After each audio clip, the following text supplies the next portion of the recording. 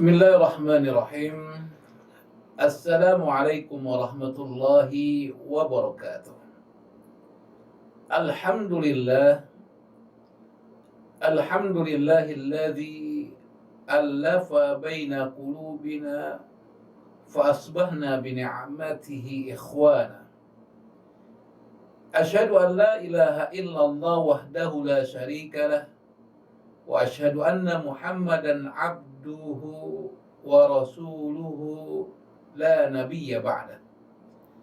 Allahumma salli wa sallim wa barik ala sayyidina wa maulana Muhammad sallallahu alaihi wasallam wa ala alihi wa sahbihi wa man sara ala nahjihi ila yaumil qiyamah. Amma ba'd. Ma'asyiral muslimin wal muslimat, arsyadakumullah. Alhamdulillah, kita sudah melaksanakan saum Ramadan dan kita sudah mendekati penghujung Ramadan, mendekati 10 terakhir di bulan Ramadan. Tentu kita harus mempersiapkan diri menyambut salah satu keutamaan di bulan Ramadan, yaitu Lailatul Qadar.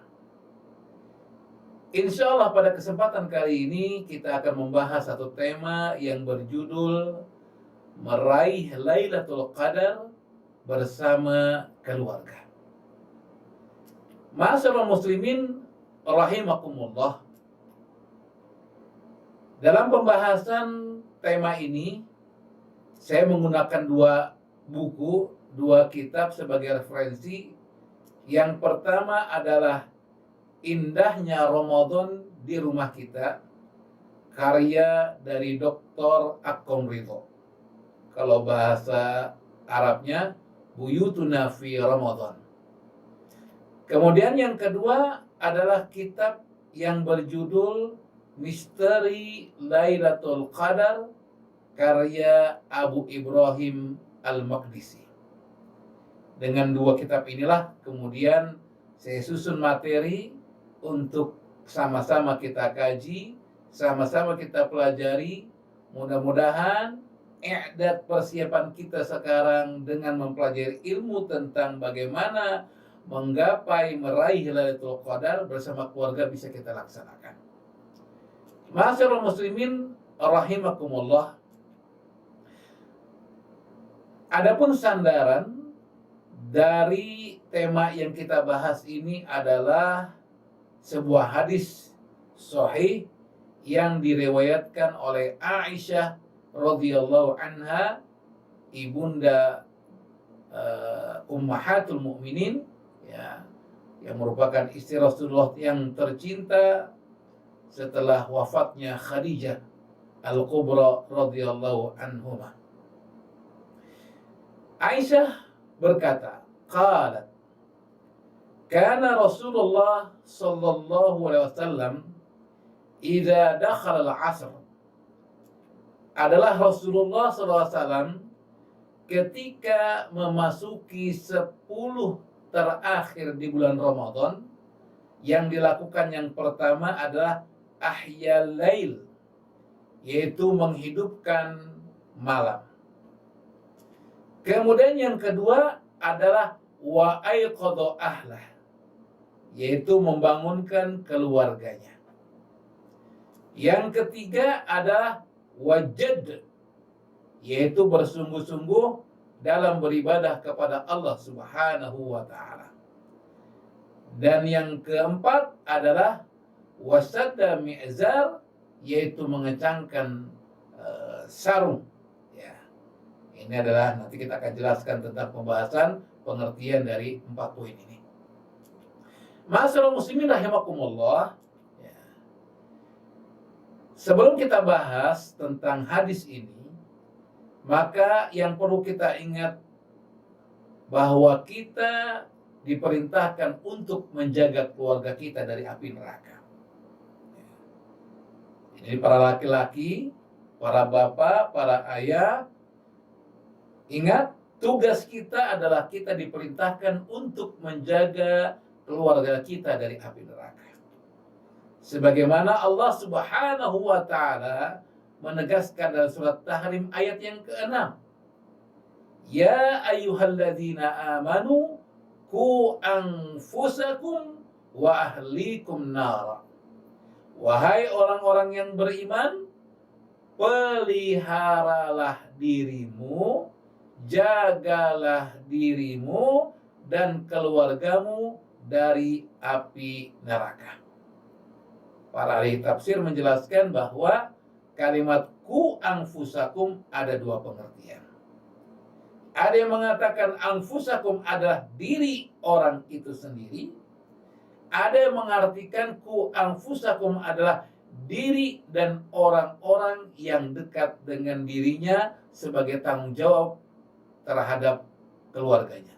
Jadi yang kedua mengatakan ku anfusakum, dirimu, istrimu, dan anak-anakmu. Ala kulli hal, di sini kita diperintahkan sebagai seorang laki-laki untuk menjaga keluarga kita. Karena memang laki-laki itu, kata Allah Subhanahu wa taala, ar-rijalu qawwamuna 'alan nisa, bahwa laki-laki pemimpin bagi para wanita. Tapi kalau untuk menjaga keluarga kita dari api neraka, harus ada peran timbal balik antara seorang ayah sebagai pemimpin keluarga dan seorang ibu sebagai pemimpin di rumahnya, agar semua keluarga selamat daripada api neraka. Dan ini harus dilakukan. Ya. Makanya saya baca dalam tafsir yang dikatakan oleh Ibnu Abbas, maksud dari ayat ini adalah lakukanlah ketaatan kepada Allah dan jagalah dirimu dari kemaksiatan kepada Allah Subhanahu wa taala. Jadi jaga diri kita. Ya. Dengan apa? Dengan melakukan ketaatan kepada Allah, kemudian menghindari dari maksiat-maksiat kepada Allah. Lalu dilanjutkan, dan perintahkan keluargamu dengan zikir. Jadi keluarga kita diperintahkan untuk sama-sama melakukan zikir kepada Allah Subhanahu wa taala. Maka Allah Subhanahu wa taala akan menyelamatkanmu dan keluargamu dari api neraka. Masya Allah. Ini yang perlu kita ingat. Jadi jaga keluarga kita. Jangan sampai keluarga kita masuk ke dalam api neraka. Dan setelah saya perhatikan bahwa di antara wasilah menjaga keluarga kita yang paling efektif adalah wasilah Ramadan. Kenapa? Karena Rasul mengatakan, dan dibuka pintu-pintu surga dan ditutup pintu-pintu neraka. Maksudnya bahwa di sini kesempatan untuk melakukan kebaikan terbuka lebar, sedangkan kemaksiatan dikecilkan oleh Allah Subhanahu wa taala.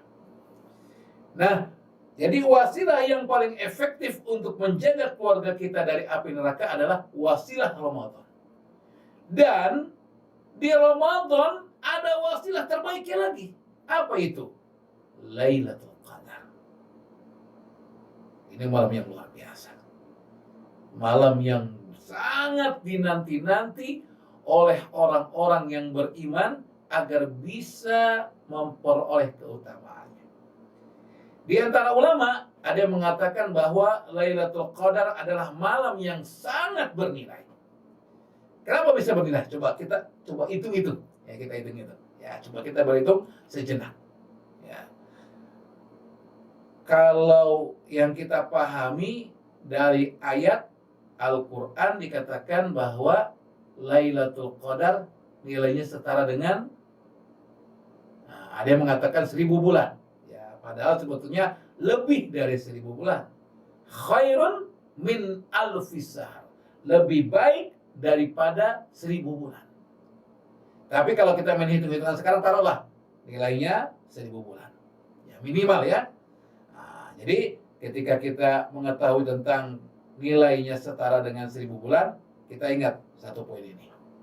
Lalu yang kedua, ya, 1 bulan itu setara dengan 30 hari. Ya, jadi 1 bulan setara 30 hari, walaupun juga tidak 30 hari di bulan Februari, kurang daripada itu. Tapi kita pukul rata aja, ya. 30 hari dalam sebulan. Ya.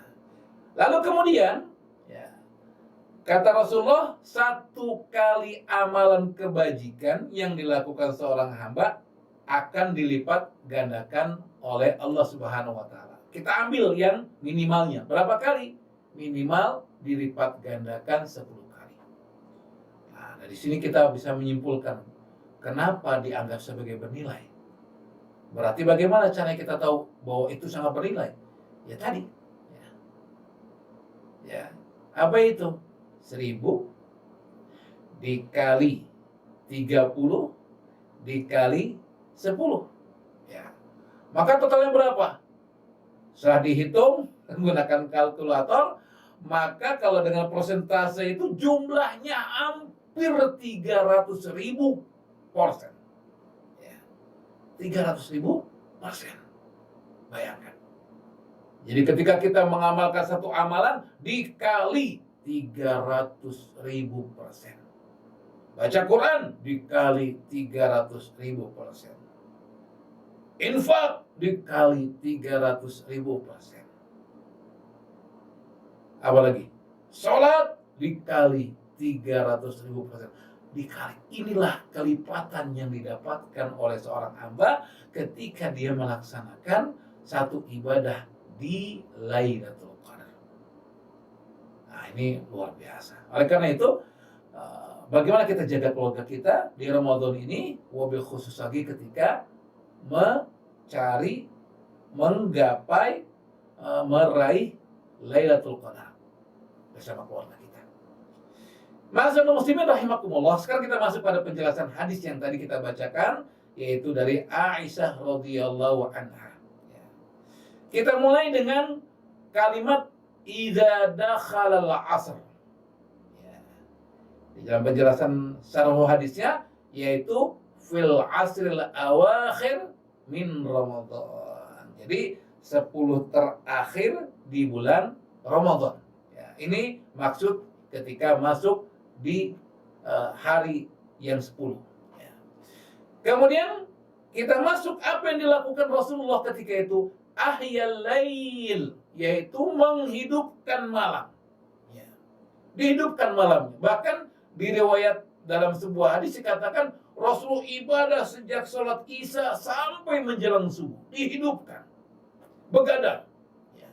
Dan rangka apa? Rangka ketaatan kepada Allah Subhanahu wa ta'ala. Ya. Masya Allah. Jadi ketika 10 terakhir itu bukan sibuk dengan yang lain. Ini yang sangat disayangkan, biasanya kalau ibu-ibu masuk 10 terakhir sibuk dengan bab makanan. Nah, kalau bisa ibu-ibu diselesaikan sebelum masuk 10 terakhir. Tinggallah mungkin pas malam takbiran. Nah, disitulah kemudian nyiapin makanan-makanan yang memang harus dimakan pagi hari. Kalau bikin kue lain sebagainya, udahlah kita gunakan waktu-waktu di awal Ramadan atau jauh-jauh hari sebelum Ramadan, ya, agar kita bisa fokus ibadah di bulan Ramadan. Ya, sekarang sudah mepet ya. Nah, jadi kita, aduh ibu-ibu, mudah-mudahan Allah berikan kemudahan insya Allah. Nah, ini ahyal lail. Jadi ahyahu kullah bil qiyam wa ta'abud lillahi rabbil alamin. Ini penjelasan ulama bahwa dihidupkan seluruh malamnya dengan melaksanakan qiyam dan beribadah kepada Rabbul alamin. Rabb semesta alam. Nah, ini yang pertama kali dilakukan Rasulullah. Kemudian yang selanjutnya, apa yang dilakukan Rasulullah di 10 terakhir di bulan Ramadan? Wa aiqadha ahla. Membangunkan keluarganya. Jadi dibangunkan keluarganya. Ya. Bahkan dalam hadis disebutkan bagaimana Rasulullah datang ke rumah Fatimah, rumah Ali, ya, bahkan sampai masuk kamar. Ya. Dijelaskan tentang mereka bagaimana bisa melaksanakan sholat. Nah, setelah dikatakan bahkan Rasulullah itu setiap subuh sebelum berangkat ke masjid, Rasulullah membangunkan dulu Ali dan Fatimah. Ayo ke masjid, laksanakan sholat subuh. Ya. Saya yakin mereka sudah bangun. Ya. Nah, jadi dibangunkan keluarganya. Ya. Rasulullah ketika itu membangunkan istri-istrinya yang suci. Ya. At-tahirat. Ya. Ya. Karena memang dijaga sama Allah Subhanahu Wa Taala. Ya. Untuk ngapain? Liyusyarikuhu fi'tinam al-khair. Rasul mengajak istri-istrinya, dibangunkan istri-istrinya untuk apa? Untuk bersama-sama meraih kebaikan. Wadzikr, lalu berzikir kepada Allah Subhanahu wa taala, wal ibadah, dan beribadah fi hadhil awqat al mubarakah, pada waktu-waktu yang penuh dengan keberkahan ini. Masyaallah. Jadi bangunkan Pak istrinya, anak-anaknya, ya. Kalau memang harus tidur dulu, habis Isya, taraweh, langsung tidur. Nanti bangunlah jam 1, jam 2 misalkan. 1 jam sebelum sahur atau 2 jam sebelum sahur. Bareng-bareng melaksanakan ketaatan kepada Allah Subhanahu wa Ta'ala. Nikmat sekali. Ya. Mudah-mudahan Allah memudahkan kita. Nah ini membangunkan keluarganya. Dibangunkan. Ya. Ya, bahkan kalau membangunkan keluarga itu kan Rasul memberikan cara-caranya. Ya kan? Bagaimana cara yang Rasul ajarkan? Ya, disambangi, lalu dibangunkan. Kalau nggak bisa, diciprat dengan air. Ya, ini bentuk kesayangan. Ya. Masyaallah muslimin rahimakumullah, itu yang kedua. Wa aiqadha, menghidupkan atau membangunkan keluarganya. Kemudian yang ketiga adalah wajadd. Ya. Dikatakan di sini dalam penjelasannya jadda wastihad fil ibadah, yaitu bagaimana Rasulullah rajin dan berusaha keras dalam beribadah kepada Allah ketika di 10 terakhir. Jadi nggak kendor Rasulullah. Ya. Semakin digiatkan, semakin rajin, semakin berusaha keras untuk melakukan ibadah kepada Allah Subhanahu wa Ta'ala. Karena apa? Ingin memperoleh Lailatul Qadar. Lalu yang terakhir apa yang Rasul lakukan? Dikatakan adalah Rasulullah mengencangkan ikat pinggang. Ya. Jadi ikat pinggangnya dikencangkan, sarungnya dikencangkan, ya. Ini maksudnya apa? Mengencangkan ikat pinggang. Dikatakan oleh para ulama kinayah antar nisa. Jadi maksudnya ada ini bentuk kiasan. Yaitu Rasulullah ketika 10 terakhir tidak berhubungan suami istri. Kenapa? Li'annahu yakun mu'takifan, karena Rasulullah sedang melaksanakan i'tikaf. Wal mu'takif la yubah lahu an-nisa, karena seorang yang i'tikaf tidak diperbolehkan berhubungan dengan istrinya. Ya. Maka Allah mengatakan wala tubashiruhunna wa antum aakifuna fil masajid. Jangan kamu melakukan hubungan suami istri dan antum kalian sedang melaksanakan i'tikaf di masjid. Jadi kalau kita i'tikaf berhubungan dengan istri malam hari, batal i'tikafnya. Ulang lagi. Ya. Jadi malam benar-benar tidak melakukan hubungan suami istri 10 terakhir. Ya. Tapi kalau takut jatuh pada fitnah, ya udah lakukan. Karena apa? Itu penting daripada melaksanakan yang sunnah lalu melanggar yang haram, lebih baik lakukan. Niat lagi ngarep apa? Ya, karena Allah tahu tentang kebutuhan seorang laki-laki. Karena memang ibu-ibu namanya laki-laki kebutuhan masalah seks itu sangat perlu diperhatikan. Seorang laki-laki kalau sudah terpenuhi itu, ibu insya Allah aman. Ya nggak akan dia melakukan perbuatan yang melanggar syariat. Ini pesan saya buat ibu-ibu. Masalah muslimin rahimakumullah. Kemudian, apa kira-kira amalan-amalan yang bisa dilakukan bersama keluarga di 10 terakhir di bulan Ramadan? Ya. Yang pertama, yang perlu kita lakukan apa? Adakan rapat keluarga. Kok ada rapat, Ustaz? Ada, bikin rapat, ya. Diagendakan rapat keluarga untuk apa? Untuk meraih Lailatul Qadar. Ya, bikin agenda bersama. Ya. Gimana menurut ibu? Nah, ya, 10 malam nih, sebentar lagi kita akan melaksanakan ibadah ketaatan kepada Allah, meraih Lailatul Qadar. Wah, saya usul begini ayah. Wah, bagus. bukan anak-anak.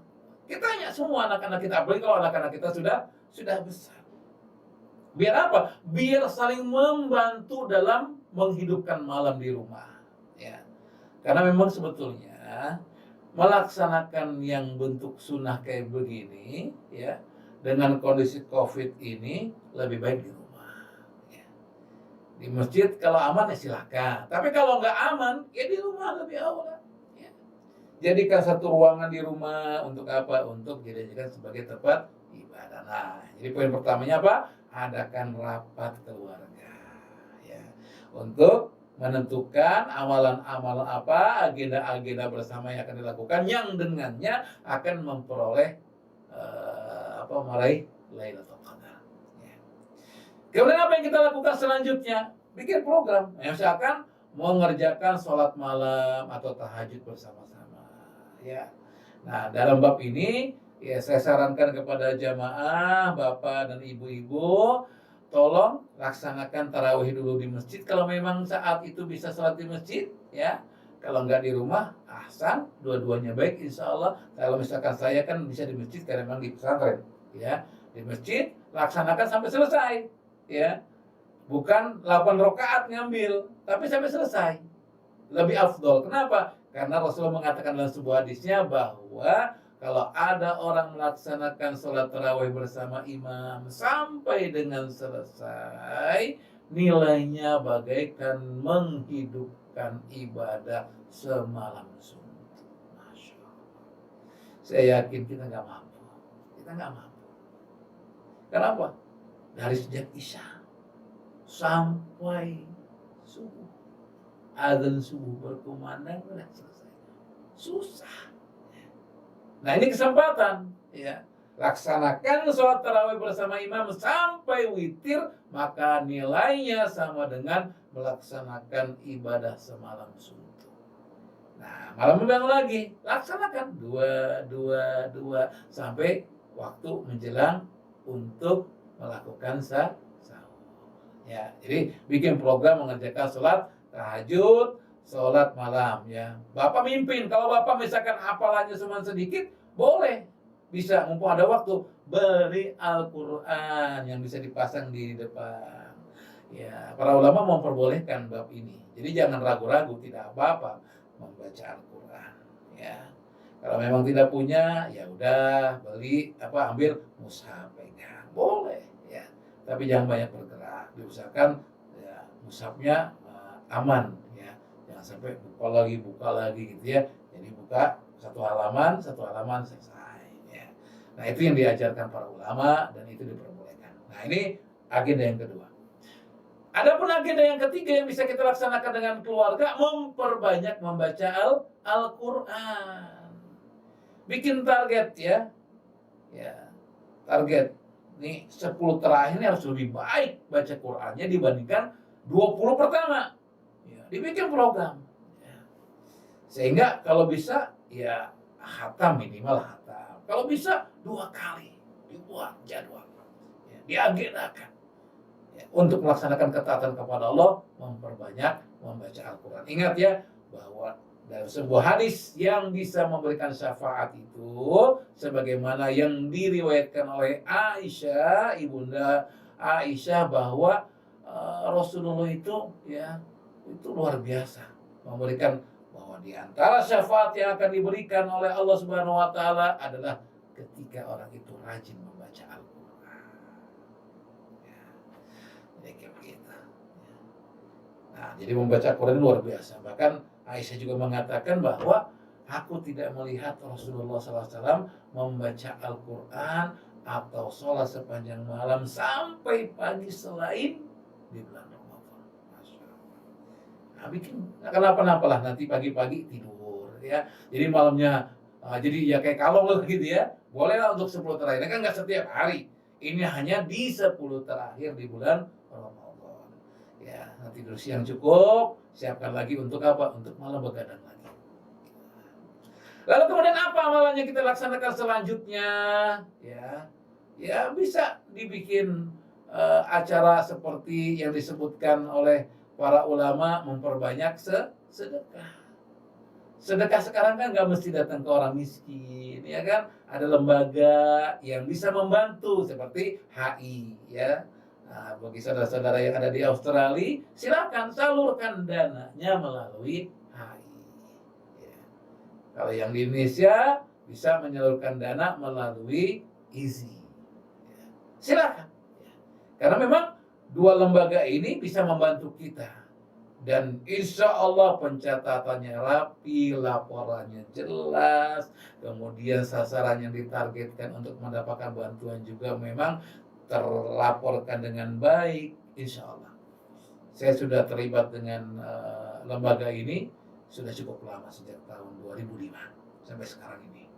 Sehingga alhamdulillah HI mempercayakan saya untuk bisa berdakwah walaupun sekarang ini melalui online. Nanti suatu masa kalau Allah izinkan, insya Allah saya bisa ketemu dengan saudara-saudara di Australia.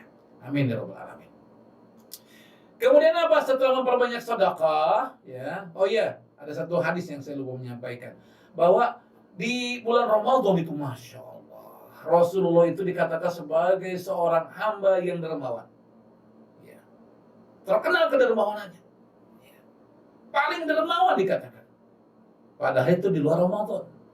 Tapi ketika beliau dah masuk di bulan Ramadan, saat bertemu dengan Jibril, ya, dan saat itu Jibril mengajarkan pada beliau Al-Quran, kedermawanan Rasulullah itu bahkan lebih hebat lagi. Sampai dikatakan dalam hadis itu kalimatnya bahwa wa kana Rasulullah ajwada bil khair minar rihil mursalah. Dikatakan bahwa Rasulullah SAW itu adalah seorang hamba yang benar-benar dermawan. Ya, luar biasa dermawannya ketika Ramadan, dan sampai kedermawanannya itu melebihi angin yang berhembus cepat terus. Ya, luar biasa.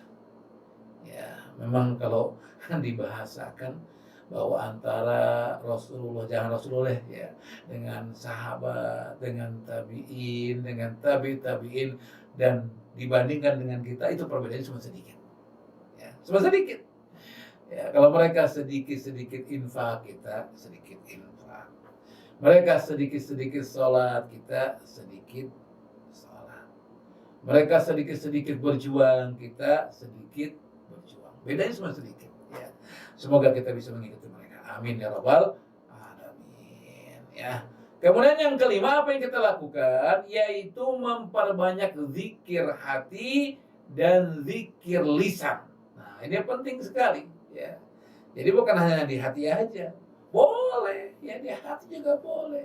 Tetapi yang bagus juga dengan lisan. Karena orang mau lihat juga. Ya. Oh ya, zikir dia. Nah, apa yang kita lakukan? Yang kita lakukan 10 terakhir zikir yang paling utama, sebagaimana dikatakan Aisyah radhiyallahu anha, ketika itu dia bertanya, Aisyah bertanya kepada Rasulullah, ya Rasulullah, wahai Rasulullah, ara'aita in alimtu ayu lailatul qadar wa ma aqulu fiha. Wahai Rasulullah, kata Aisyah radhiyallahu anha, yaitu jika aku mengetahui bahwa malam itu adalah malam Lailatul Qadar, apa yang harus aku ucapkan waktu itu? Jadi nanya Rasulullah, apa yang harus didoakan? Apa yang harus diucapkan? Maka Rasul berkata, Quli, katakanlah wahai Aisyah, Allahumma innaka afuun tuhibbul afwa fa'fu anna. Atau Allahumma innaka afuun tuhibbul afwa fa'fu anni, kalau kita sendiri, kalau bareng-bareng fa'fu anna. Ya, yang artinya apa? Kata Rasulullah, Allahumma innaka afuun. Ya Allah, sesungguhnya Engkau Maha Pemaaf. Tuhibbul afwa, dan Engkau suka kepada orang-orang yang pemaaf. Nah, maka kalimat terakhirnya ya apa? Ya Allah, maafkan aku. Ya Allah, maafkan aku. Ya Allah, maafkan aku.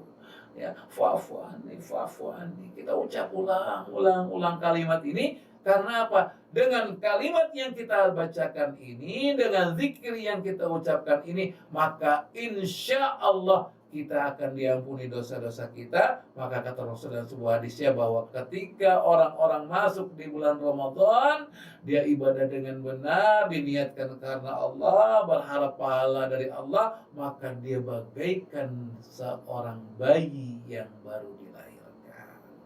Jadi nggak punya dosa, ya, nggak punya dosa. Nah, yang terakhir apa kira-kira? Yang terakhir dengan melaksanakan i'tikaf. Bisa i'tikaf di rumah, bisa i'tikaf di salah satu sudut di rumah kita, didesain, ya. Desain rumah itu ada satu ruangan khusus untuk musola, i'tikaf di situ, ya. Makanya memang di antara salah satu bentuk kebahagiaan seorang mukmin itu min sa'adatil mar'i, kata Rasulullah, itu adalah rumah yang luas. Jadi memang ada kamar untuk suami istri, ada kamar untuk anak putri, ada kamar untuk anak laki-laki, ada kamar untuk tamu kalau datang, ada ruangan yang dibuat untuk sholat. Selain ruang-ruang lain ya. Tapi ini yang paling utama, agar rumah kita itu tidak seperti yang dikatakan Rasulullah, seperti kuburan. Ya. Ingat, Rasulullah sudah jadikan bumi ini apa?